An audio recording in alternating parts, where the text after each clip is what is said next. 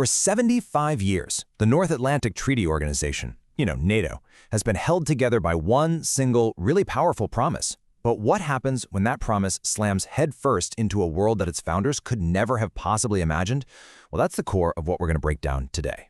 And this is the central question, isn't it? I mean, how does a promise that was forged back in the industrial age of World War II even begin to stand up against the digital, asymmetrical, and global challenges of the 21st century? The answer, as you might guess, isn't as simple as you'd think. So, to figure out where NATO is even heading, we have to go right back to the beginning. What was that original promise? What was the idea that was so powerful it could build the world's strongest alliance? This is it.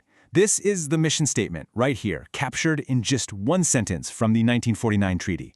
And notice, it's not just about tanks and soldiers, right? It's about safeguarding a whole way of life. The language is so deliberate. Freedom, heritage, civilization. It was an ideological promise just as much as it was a military one. So what did they actually mean by common heritage? I mean, that sounds a little fuzzy, but it wasn't just some feel-good phrase. No, it was a concrete commitment, a promise to uphold democracy, individual liberty, and the rule of law. This was the ideological glue that was designed to hold the entire alliance together, right from day one. But here's the thing. The world of 1949 is, well, it's a lifetime ago. The threats NATO faces today are radically different. They're way more complex, they're faster, and, they're often invisible in ways its founders never ever had to consider. Our source material really highlights 4 key challenges that define this new era. You've got the resurgence of a classic state-on-state threat from Russia, but now it's being fought with all these hybrid tactics. You have the borderless digital battleground of cyber warfare, where an attack can come from absolutely anywhere.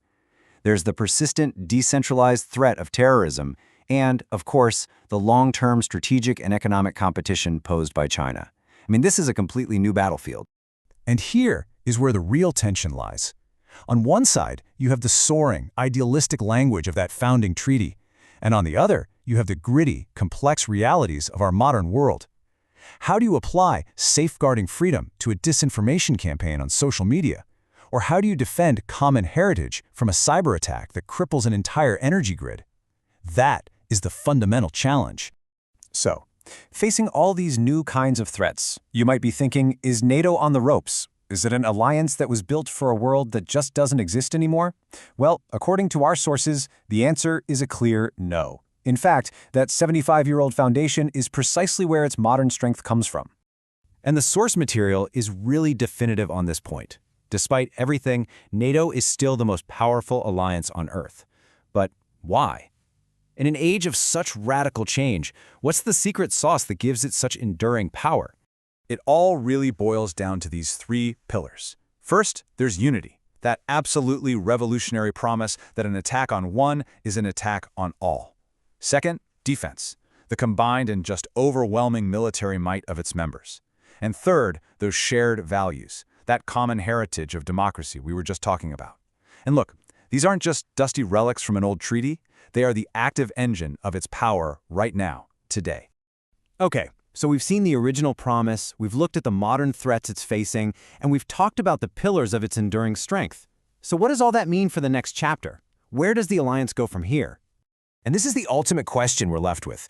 The world will never stop changing. New threats are always on the horizon. So the real challenge for NATO's next 75 years isn't just about military spending or new hardware. It's about what that core ideal of unity is going to demand from them in a future that none of us can really predict.